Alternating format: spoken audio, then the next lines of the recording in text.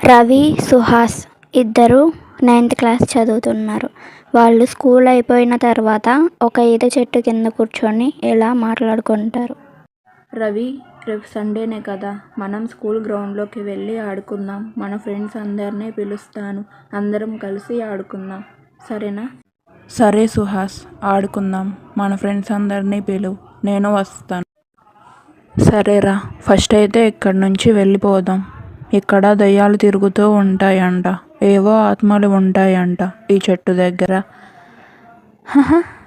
ఆత్మలా? నీకెవరు చెప్పారు? ఇవన్నీ నువ్వు నమ్ముతావా?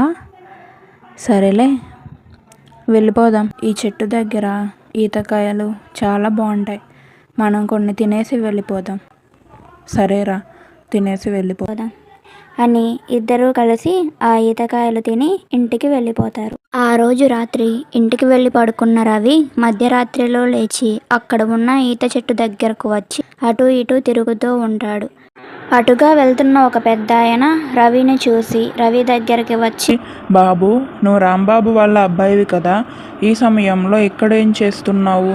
ఈ చెట్టు దగ్గర అస్సలు ఉండకూడదు, అది కూడా నువ్వు చిన్న పిల్లవాడివి, అస్సలు ఉండకూడదు, తొందరగా వెళ్ళిపో అని చెప్తాడు. ఇక్కడ ఉండకూడదా? నువ్వెవరు చెప్పడానికి? ఇక్కడ ఉండేది నేను, ఇది నా చోటు, నువ్వే ఇక్కడ నుంచి వెళ్ళు. ఏంటి బాబు, ఏం మాట్లాడుతున్నావు? దయ్యం ఏమైనా పట్టిందా ఏంటి? ఈ టైంలో ఇక్కడ ఉండి వెళ్ళు అంటే ఇది నా చోటు అంటున్నావు. ఇక్కడ నుంచి వెళ్ళు, ఎంత రాత్రి వేళ ఇక్కడ ఉండడం మంచిది కాదు. చెప్తే అర్థం కావట్లేదు నీకు? మర్యాదగా ఇక్కడ నుంచి వెళ్ళు, లేకపోతే చంపేస్తా.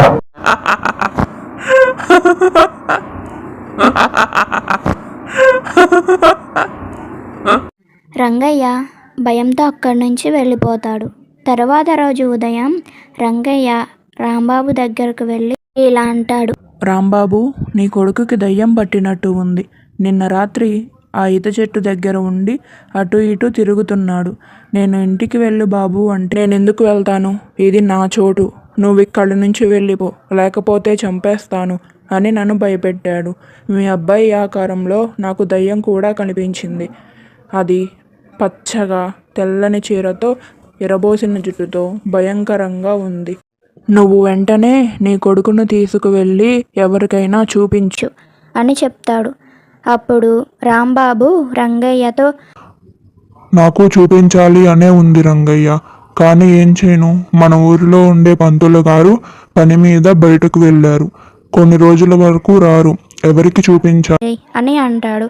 అప్పుడు రంగయ్య, మన ఊరిలో ఒక మంత్రగాడు వచ్చాడు, ఆయనకి చూపించు అని చెప్తాడు. అప్పుడు రాంబాబు సరే రంగయ్య అని చెప్పి ఆ తరువాతి రోజు ఆ మంత్రగాడి దగ్గరకు తీసుకొని వెళ్ళి రవిని చూపిస్తాడు. ఆ మంత్రగాడు రవిలో ఉన్న దయ్యాన్ని బయటకి తరిమేసి రవిని మామూలు మనిషిని చేస్తాడు. తరువాతి రోజు ఆ ఈత చెట్టు దగ్గర ఉండే ఆత్మ ఊరిలోకి వచ్చి అందరూ చూస్తూ ఉండగానే ఒక పిల్లాడిని ఎత్తుకొని వెళ్ళిపోతుంది.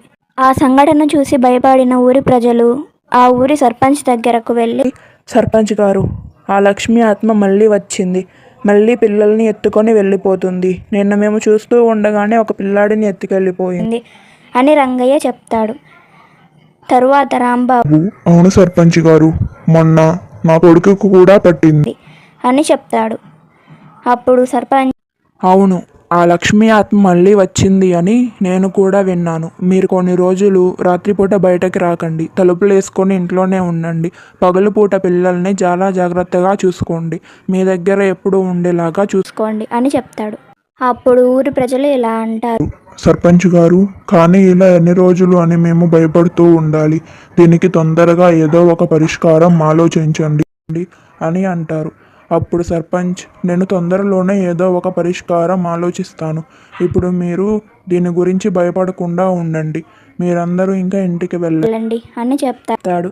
అలాగే సర్పంచ్ గారు, మీరు మాత్రం తొందరగా పరిష్కారం ఆలోచించండి అని చెప్పి ఊరి ప్రజలు ఇంటికి వెళ్ళిపోతారు.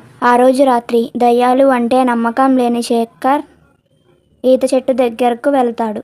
ఆ రాత్రిలో ఈత చెట్టు దగ్గర ఏమైనా ఉందా అని చూస్తాడు, కానీ అక్కడ ఏమీ కనిపించదు. నవ్వులు ఏవో వినిపించడంతో, నువ్వు నన్ను ఏం చెయ్యొద్దు అని శేఖర్ భయపడుకుంటూ ఇంటికి వస్తాడు.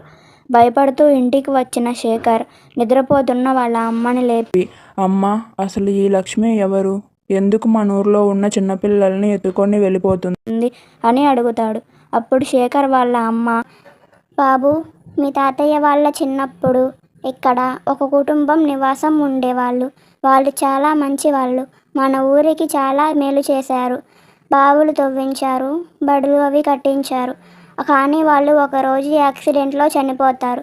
వాళ్ళ బాబు మాత్రం బ్రతికిపోతాడు. అప్పుడు ఈ ఊరిలో ఉన్న ప్రజలు ఎవ్వరూ ఆ బాబుని చూడరు. ఆ బాబు అలాగే ఆ ఈత చెట్టు కింద పడి ఆకలికి చనిపోతాడు. అప్పటి నుంచి వాళ్ళ అమ్మ నాన్న ఆత్మలకి శాంతి కలగక ఆ ఈత చెట్టు దగ్గరే తిరుగుతూ ఉంటారు. ప్రతి 40 సంవత్సరాలకి ఒకసారి ఆ లక్ష్మి ఆత్మ మన ఊరి మీద పడి మన ఊరిలో ఉన్న చిన్నపిల్లల్ని ఎత్తుకొని వెళ్ళిపోతుంది. ఆ 40 సంవత్సరాలు ఇప్పటికి మళ్ళీ గడిచాయి. అందుకే ఆ లక్ష్మీ ఆత్మ మళ్ళీ మన ఊరి మీద పడి చిన్నపిల్లల్ని ఎత్తుకొని వెళ్ళిపోతుంది అని చెప్తుంది.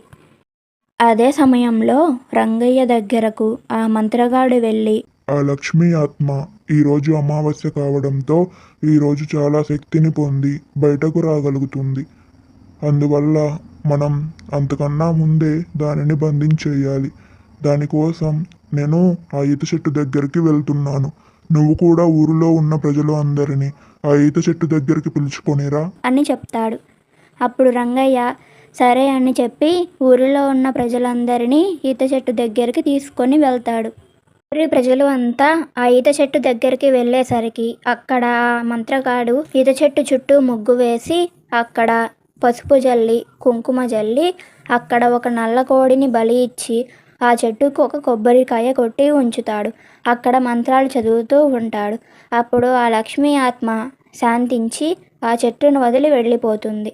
ఇంకా ఎప్పుడు ఆ లక్ష్మీ ఆత్మ ఆ ఊరిలోకి ప్రవేశించాలి. అక్కడ పిల్లల్ని ఏమీ